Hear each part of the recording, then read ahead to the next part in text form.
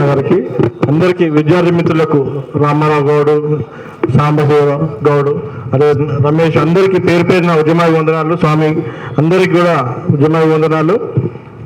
తెలంగాణ ఉద్యమం ఇక్కడ చూసినాం, ఇదే ప్రాంతంలో ఎంత గొప్పగా జరిగిందో మనందరం చూసినాం. ఆ ఉద్యమంలో ఆల్మోస్ట్ తెలంగాణ ఉద్యమాన్ని నడిపించిందే బీసీలు, బీసీ విద్యార్థులు, బీసీ నాయకులు. కానీ అదే బీసీ ఉద్యమాన్ని, మన ఉద్యమాన్ని, మన హక్కుల కోసం ఉద్యమం చేస్తా అంటే మన వాళ్ళే అనగదొక్కడం అనేది అన్యాయము.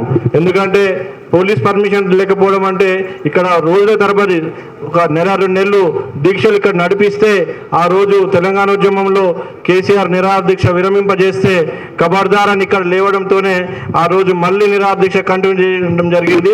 అందులో భాగంగానే తెలంగాణ ప్రకటన డిసెంబర్ 9వ తారీఖు రావడం జరిగింది. ఆ రోజు ఏర్పాటైన ముఖ్యమైన జేఏసీ తెలంగాణ జేఏసీ, ఆ ఉద్యమంతో స్టార్ట్ అయిన తెలంగాణ జేఏసీ తెలంగాణ సాధించే వరకు కూడా ప్రొఫెసర్ కోదండరామ్ గారు సార్ ఆధ్వర్యంలో నడవడం జరిగింది. ఇప్పుడు ఇది మనందరికి సంబంధించిన విషయం. ఎందుకంటే విద్యార్థులుగా మనకు ఉద్యోగ అవకాశాల్లో కానీ, విద్యా అవకాశాల్లో కానీ మనమెంతో మనకంత అనే విధంగా మన హక్కుల కోసం మనం పోరాటం చేయాల్సిన అవసరం ఉంది. ఈడబ్ల్యూఎస్ రిజర్వేషన్స్ భారతదేశంలో కానీ, ఈ రాష్ట్రంలో కానీ ఇంప్లిమెంట్ చేసినటువంటి సందర్భంలో లేవాల్సిన ఉద్యమము ఈరోజు లేస్తున్నటువంటి సందర్భం.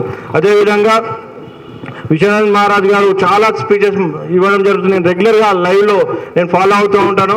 సారు ఈరోజు మనకు రాజకీయంగా ఒక రకంగా చాలా వరకు కూడా మనకు అండగా ఉండడం జరిగింది. వారి ఐడియాలజీ బీసీలకు చాలా వరకు కూడా ఉపయోగపడేటువంటి అవసరం ఉంది.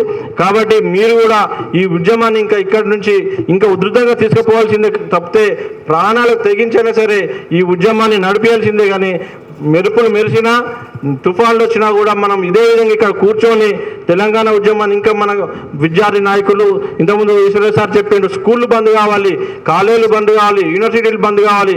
ఆ దశకు ఈ ఉద్యమాన్ని తీసుకుపోవాల్సిన బాధ్యత మీతో పాటు మనందరం కూడా చేద్దాము.